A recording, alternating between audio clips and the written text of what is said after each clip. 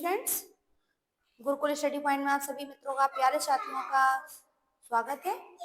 कैसे हैं आप सब? उम्मीद करते होंगे आप सभी लोग अच्छे होंगे, स्वस्थ होंगे, मस्त होंगे।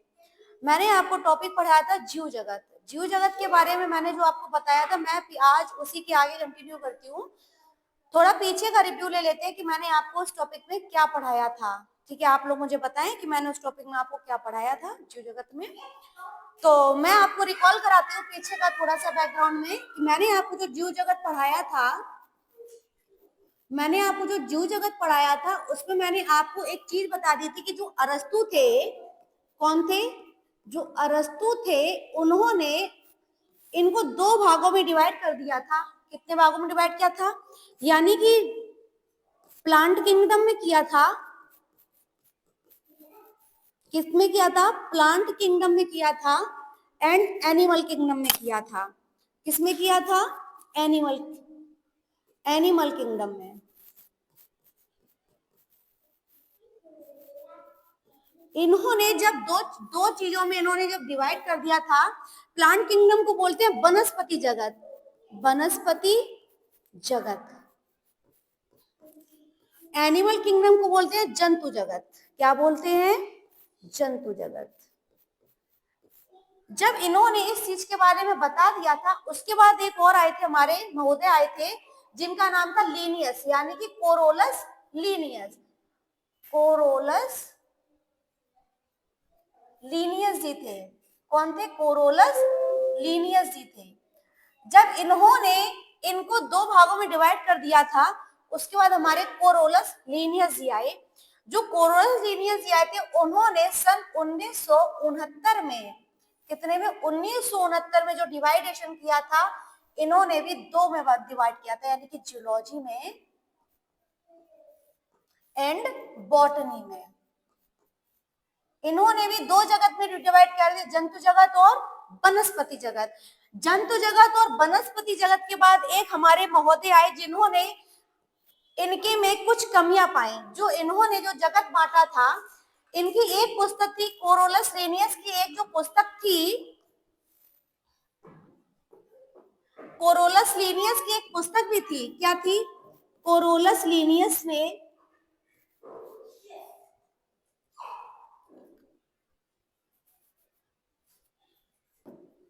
कोरोलस लीनियस की एक पुस्तक आई थी। कोरोलस लीनियस की एक बुक थी। क्या थी? एक बुक थी जिसका नाम था स्टेगमा नेचर। इस बुक में इन्होंने सभी जीव जगत का, सभी जीवधारियों का वर्णन कर लिया था। इस बुक में जो था, इन्होंने कोरोलस लीनियस ने सभी जीव जगत का, सभी जीव जगत का वर्गीकरण कर लिया था। क्या कर लिया था? वर्गीकरण कर लिया। जब इन्होंने इस बुक में सभी जीवधारियों का वर्गीकरण कर लिया था, उसके बाद क्या हुआ? एक और हमारे महोदय साहब जी आए थे। ठीक है, कौन थे? इन्होंने जो कोरोलस के बाद एक महोदय आए, उनका नाम था आर.एच. बिएटकर।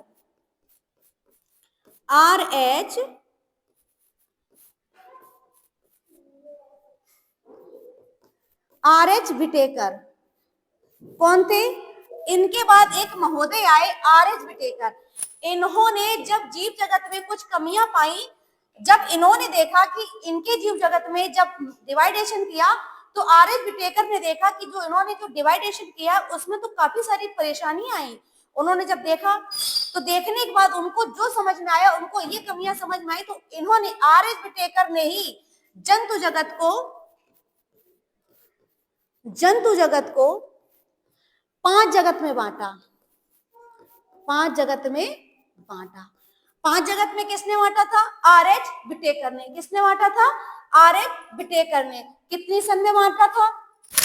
कितनी सन में? आर.एच. बिटेकर जी ने जब देखा कि कोरोलस लीनियस ने जो वर्गीकरण किया है, उसमें बहुत सारी कमियां पाई गई। जब बहुत सारी कमियों को देखा, तो आर.एच. बिटेकर जी आए। कौन आए? हमारे साहब आए, एक आर.एच. बिटेकर। तो उन्होंने पंचपदी प्रणाली को 5 जो जीवों का जो जीव जगत था उनको आर एच विटेकर जी ने 5 जगत में बांट दिया।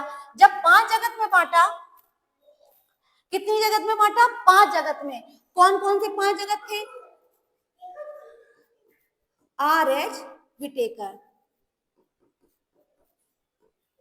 किस सन में बांटा था इन्होंने?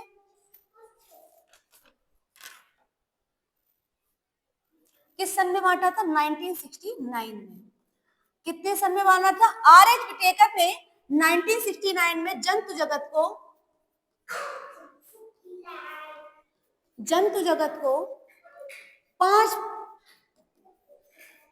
पांच भागों में वर्गीकरण किया। कितने भागों में वर्गीकरण किया? 5 जगत में। फर्स्ट ऑफ ऑल वो 5 जगत हम लोग आपको बताते हैं। आर एच विटेकर ने सन 1969 में 5 जगत में डिवाइड कर दिया। इनको आर एच विटेकर को द्वितीय जगत प्रणाली भी कहते हैं। अगर आपसे कोई पूछे द्वितीय जगत प्रणाली के पिता कौन है, द्वितीय जगत प्रणाली किसने दी? द्वितीय जगत प्रणाली किसने दी? अगर आपसे कोई क्वेश्चन करे कि द्वितीय जगत प्रणाली किसने दी, तो आप क्या आंसर करोगे कि द्वितीय जगत प्रणाली भी हमारी किसने दी थी? आर एच विटेकर ने दी थी। किस सन में दी थी? 1969 में दी थी। कब दी थी? 1969 में दी थी। इनका जो द्वितीय जगत का जो प्रणाली था, पहले आता है मोनेरा। कौन सा जगत आता है? मोनेरा। दूसरा क्या आता है आपका? प्रोटिस्टा। दूसरा क्या आता है? प्रोटिस्टा। तीसरा क्या आता है? पादप। चौथा क्या आता है? कवक। और 5वां आता है आपका जीव, यानी जंतु, जिसको बोलते हैं एनिमल। क्या बोलते हैं? एनिमल। ये 5 जगत है। इन 5 जगत को बताने वाले कौन थे हमारे? इन जो 5 जगत में वर्गीकरण किया, इनको बताने वाले कौन थे? आर एच विटेकर थे। कौन थे? R H Whittaker. किस सन में दिया था? 1969 में दिया था। ये क्वेश्चन आप मार्क कर लो, ये क्वेश्चन आपका सबसे ज्यादा एग्जाम में पूछा जाने वाला है। यदि आपको हमारी वीडियो हेल्पफुल लगती है, कारगर लगती है, तो हमारे चैनल को लाइक करें, शेयर करें, सब्सक्राइब करें, थम्स अप कीजिए। अगर आपको इतनी बात समझ में आ गई हो तो थम्स अप कीजिए। हम आगे बढ़ते हैं। अच्छा, जो मोनेरा जगत आता है, हम आपको इसमें डिवाइड करते हैं। जो फर्स्ट होता है मोनेरा, तो मोनेरा जो होता है आपका, मोनेरा की जो प्रणाली होती है, मोनेरा का जो बॉडी स्ट्रक्चर होता है वो कैसा होता है? ये एक तो एक कोशिकीय होते हैं। जो मोनेरा होते हैं वो हमारे एक कोशिकीय होते हैं। कैसे होते हैं? इनमें ना तो सेल वॉल पाई जाती है, ना कोई कोशिका पाई जाती है, ना कोई डीएनए पाया जाता है, ना ही इसमें माइटोकॉन्ड्रिया पाई जाती है। ये प्रोकैरियोटिक होते हैं। क्या होते हैं? ये प्रोकैरियोटिक होते हैं। अच्छा, प्रोकैरियोटिक को भी डिवाइड करने वाले कौन थे? जो कोशिका होती है उनको 2 भागों में डिवाइड करते हैं। जो कोशिका होती है यानी कि सेल होती है, उसको भी 2 भागों में डिवाइड करते हैं। एक होता है प्रोकैरियोटिक, दूसरा होती है यूकैरियोटिक। प्रोकैरियोटिक में क्या होता है? प्रोकैरियोटिक वे कोशिकाएं होती है जिसमें ना तो सेल वॉल होती है, ना कोशिका भित्ति होती है, ना कोशिका झिल्ली होती है, ना डीएनए होता है, ना माइटोकॉन्ड्रिया, कुछ नहीं, कुछ प्रेजेंट नहीं होता, सब इधर भीतर पड़ा हुआ होता है। यूकैरियोटिक में क्या होता है? यूकैरियोटिक बेसिक वे कोशिकाएं होती है जिसमें सेल वॉल भी प्रेजेंट होती है, कोशिका भित्ति भी पाई जाती है, माइटोकॉन्ड्रिया प्रेजेंट होता है, डीएनए प्रेजेंट होता है, सभी कुछ प्रेजेंट होता है। ये स्वयं पोषी होते हैं। क्या होते हैं? ये स्वयं पोषी होते हैं। ये अपना भोजन स्वयं बना लेते हैं, इसमें कोई समस्या नहीं आती है। अच्छा, मोनेरा होते हैं ये प्रोकैरियोटिक होते हैं।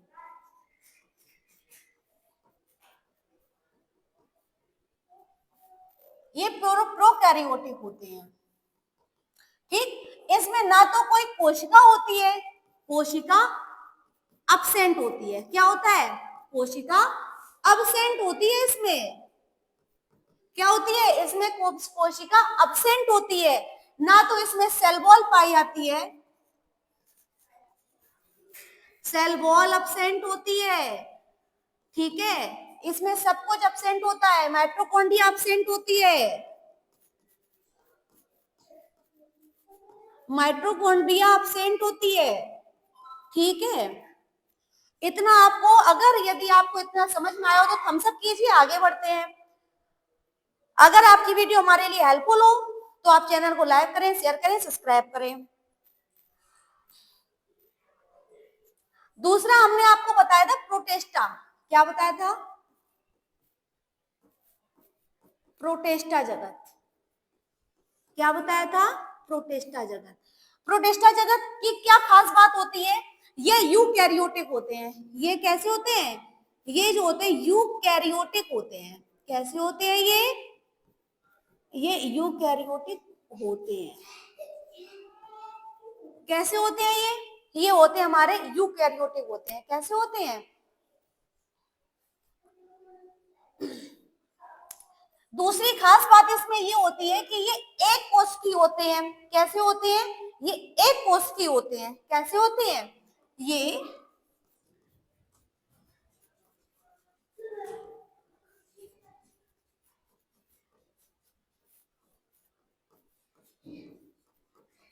इतनी चीज आपको क्लियर हो गई? ये एक कोशिकीय होते हैं। ठीक है, इसमें केंद्रक होता है। इसमें क्या होता है?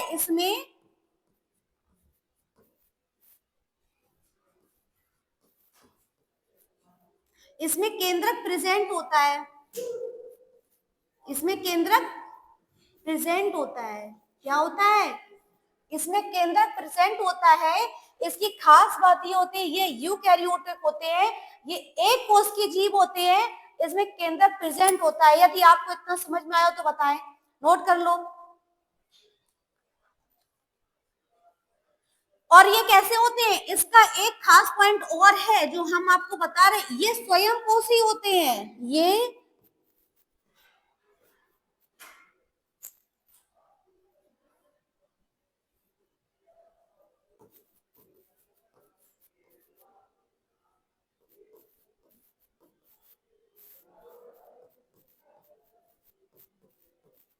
अच्छा, एक चीज और हम यही डिवाइड कर दे रहे हैं, जो पोषी होते हैं यानी स्वयं पोषी को ही दो में डिवाइड करते हैं।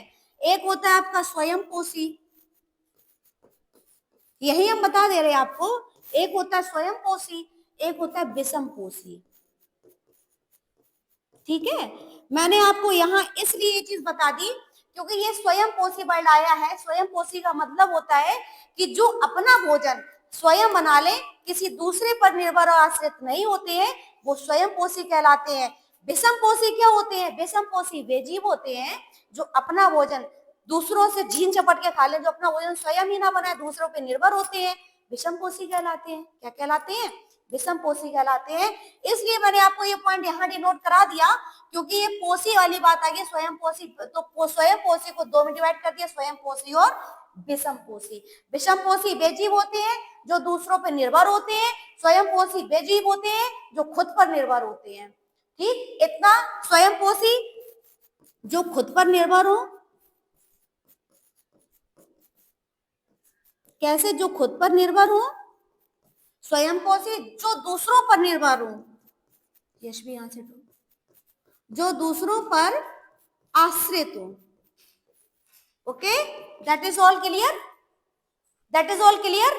थम्स अप कीजिए, आगे बढ़ते हैं। इतना नोट कर लो आप लोग। अच्छा, इसमें एक चीज और है, इसी में युगलीना भी आता है। ये युगलीना इसका एग्जाम्पल हो गया है। ओके,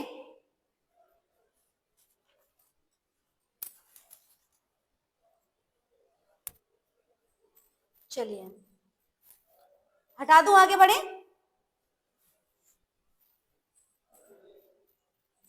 बात आती है कवक की। नंबर तीसरा आया आपका कवक, जिसको बोलते हैं प्लांटी। क्या बोलते हैं? तीसरा पॉइंट आया है कवक का। ठीक, ये कैसे होते हैं? ये यूकैरियोटिक होते हैं।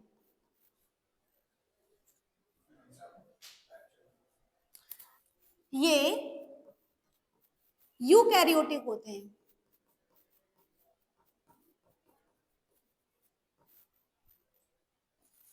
ये कैसे होते हैं? ये यूकैरियोटिक होते हैं। इसमें एक खास बात और होती है, इसमें केंद्रक प्रेजेंट होता है, इसमें केंद्रक प्रेजेंट होता है।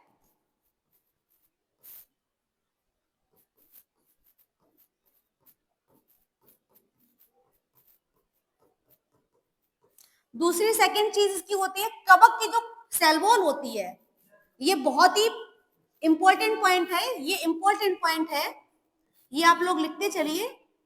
ये एक इंपॉर्टेंट पॉइंट है कि कवक की जो सेल वॉल होती है, कवक की सेल वॉल किसकी बनी होती है? कवक की सेल वॉल काइटिन की बनी होती है।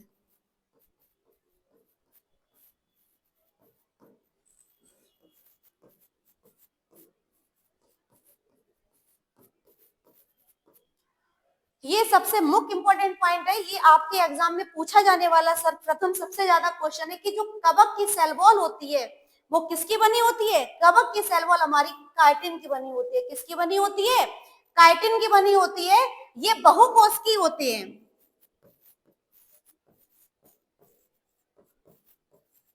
ये बहुकोशिकीय होते हैं। ये कैसे होते हैं? ये बहुकोशिकीय होते हैं, ठीक है, नोट कर लो इतना भाई। फिर से एक बार से डिवाइड कर देते हैं। कवक की जो ये यूकेरियोटिक होते हैं, इसमें केंद्रक प्रेजेंट होता है। कवक की सेल वॉल काइटिन की बनी होती है। ये बहुकोशिकीय होते हैं। कैसे होते हैं? ये बहुकोशिकीय होते हैं। अंडरस्टैंड? आगे बढ़ते हैं। तीसरा, चौथा, पांचवा पॉइंट आया आपका जंतु। जंतु को इंग्लिश में बोलेंगे एनिमल।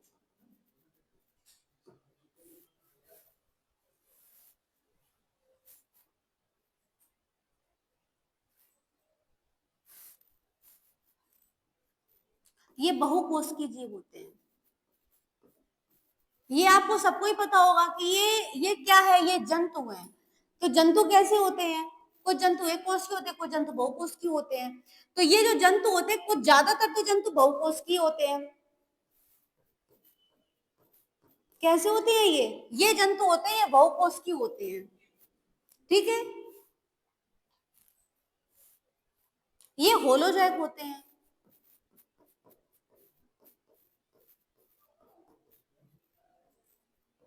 ये होलोजॉइक होते हैं। कैसे होते हैं? ये होलोजॉइक होते हैं।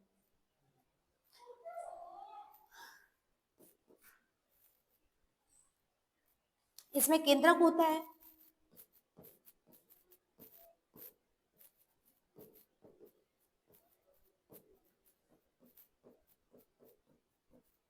अच्छा, एक इतना नोट कर लो, जो जंतु होते हैं इसमें कोई खास बात नहीं है, ना ही कुछ ऐसा एक्सप्लेनेशन करने के लिए कोई खास पॉइंट है। इतना ही इसके लिए समझना बहुत जरूरी है। जो जंतु होते हैं ये बहुकोशिकीय होते हैं, होलोजॉइक होते हैं। होलोजॉइक मतलब खोखला होते हैं। इसमें केंद्रक होता है, केंद्रक झिल्ली पाई जाती है, सब कुछ प्रेजेंट होता है, ठीक है। इतना नोट कर लो आप लोग।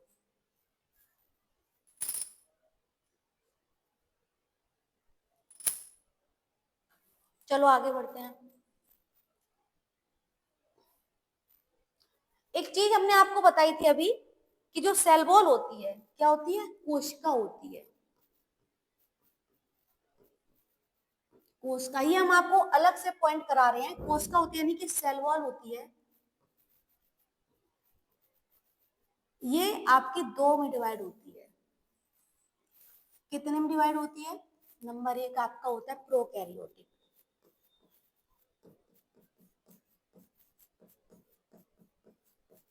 क्या होता है? प्रोकैरियोटिक।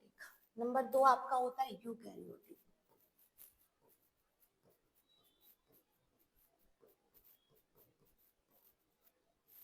यदि आपसे कोई इनमें और इसमें अंतर पूछे तो आप बहुत ही आसानी से डिवाइड कराते हैं। एक हम आपको चित्र प्रेजेंट कर रहे हैं।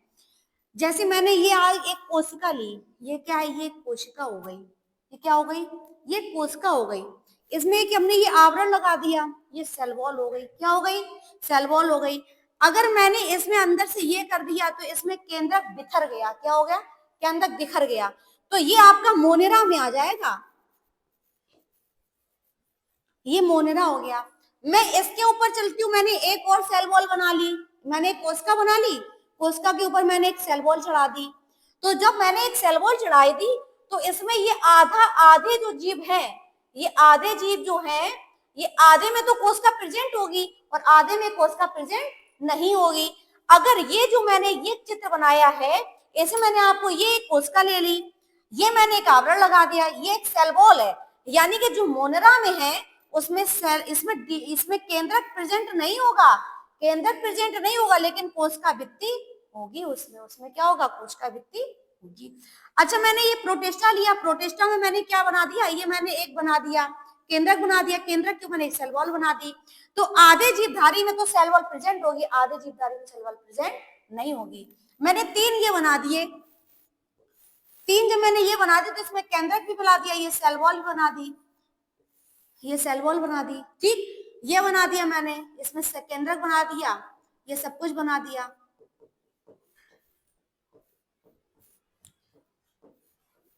अब यदि आपसे कोई पूछे कि इसका डेफिनेट बना दो, इसका डिफाइन कर दो, तो आप कर लोगे इसका डिफाइन, आसानी से कर लोगे।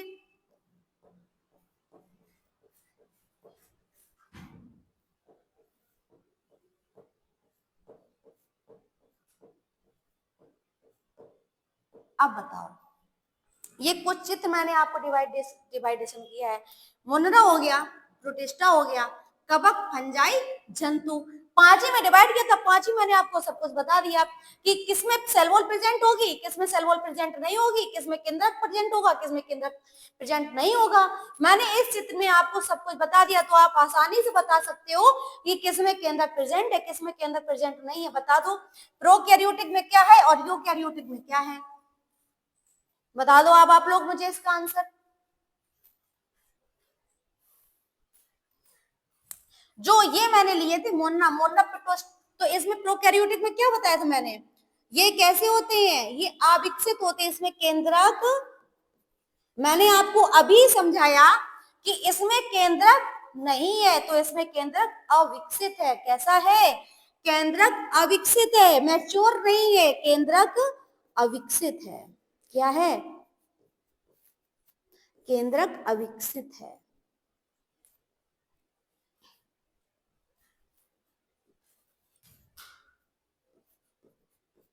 केंद्रक अविकसित है। अच्छा, यूकैरियोटिक में क्या देखेंगे, तो इसमें केंद्रक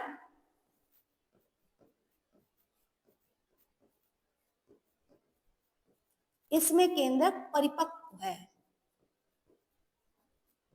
कैसा है, इसमें केंद्रक परिपक्व है, इसका मतलब है कि इसमें केंद्रक बन चुका है। ये देखिए, ये मैंने बना दिया है, इसमें ये केंद्रक है, इसमें केंद्रक परिपक्व है, इसका मतलब मोनेरा में केंद्रक नहीं था, प्रोटिस्टा में केंद्रक प्रेजेंट है। मोनेरा जो होते हैं प्रोकैरियोटिक होते हैं, प्रोटिस्टा आपके यूकैरियोटिक होते हैं। इसमें केंद्रक प्रेजेंट है, केंद्रक कला प्रेजेंट है, केंद्रक झिल्ली प्रेजेंट है, यूकैरियोटिक है ये, ठीक है। तो इसमें सब कुछ बन चुका है, परिपक्व हो चुके हैं। इसका दूसरा पॉइंट बताएं, इसमें कोशिका भित्ति प्रेजेंट नहीं है, इसमें कोशिका भित्ति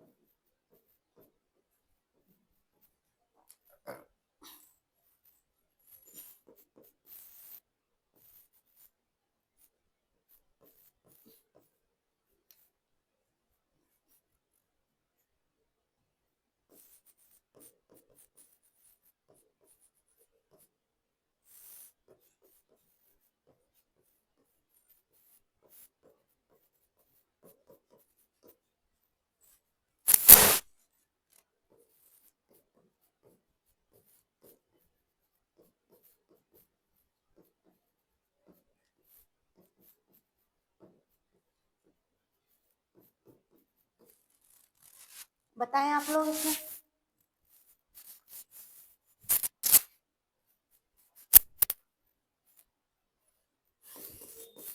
इसमें माइटोकॉन्ड्रिया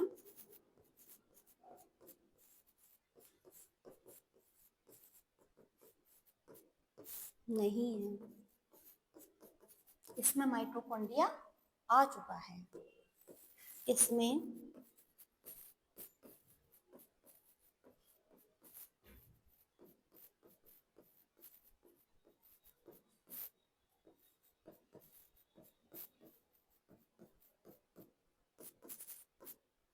आपको इतना सबको समझ में आया, यानी जो कोशिका होती है, कोशिका को दो भागों में डिवाइड किया, प्रोकैरियोटिक और यूकैरियोटिक।